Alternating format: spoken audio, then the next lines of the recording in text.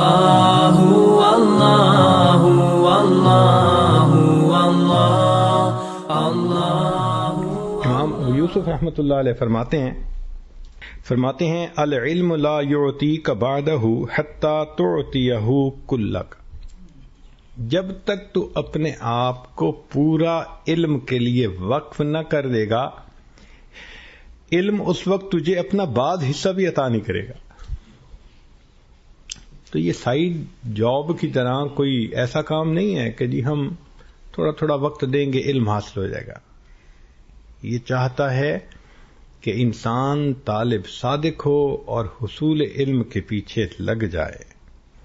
اس لیے علم محنت سے نہیں بڑھتا، دھن سے بڑھتا ہے۔ علم محنت سے نہیں بڑھتا، دھن سے۔ دھن اور دھیان، یہ دو نعمتیں جس طالب علم کو حاصل ہو جائیں اس کو اللہ تعالیٰ پھر کثرت علم عطا فرما دیتے ہیں۔ دھن بھی ہو اور دھیان بھی ہو۔ کئی دفعہ دھیان تو بہت ہوتا ہے طلباء میں، دھن نہیں ہوتی، اور اگر دھن ہو تو کئی دفعہ دھیان اتنا نہیں ہوتا۔ دونوں نعمتیں ہیں، دھن بھی نصیب ہو، دھیان بھی ہو، لگا ہوا ہو۔ اس کی مثال سننی ہے تو امام ابو یوسف رحمۃ اللہ علیہ، امام اعظم ابو حنیفہ رحمۃ اللہ علیہ کی مجلس کے یہ رکن تھے، اور شروع میں فتویٰ کا لکھنے کا کام بھی انہی کے سپرد تھا۔ بیٹا فوت ہو گیا اور جنازہ تیار ہوا ایسے وقت کہ بالکل وہی وقت تھا جب امام صاحب کی مجلس ہونی تھی۔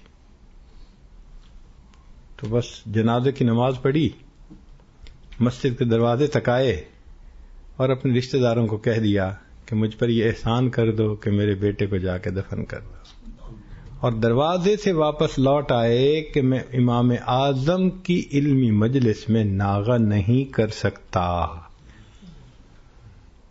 دھن ہو تو ایسی ہو۔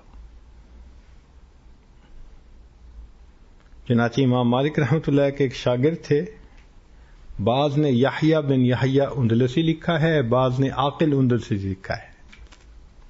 تو مدینہ طیبہ میں ایک مرتبہ کوئی ہاتھی لے آیا، تو سب لوگ، ایک نئی چیز تھی، دیکھنے چلے گئے۔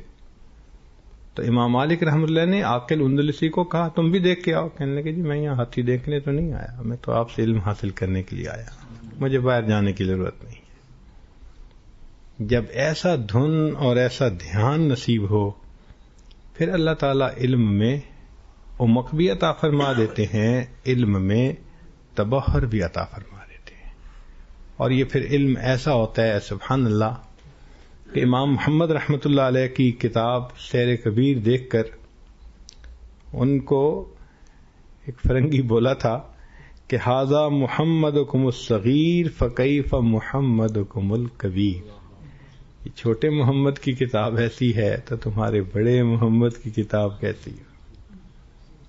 تو یہ اللہ رب العزت بندے کو علم عطا فرما دیتے ہیں جس میں گہرائی بھی ہوتی ہے اور جس میں وسعت بھی ہوتی ہے۔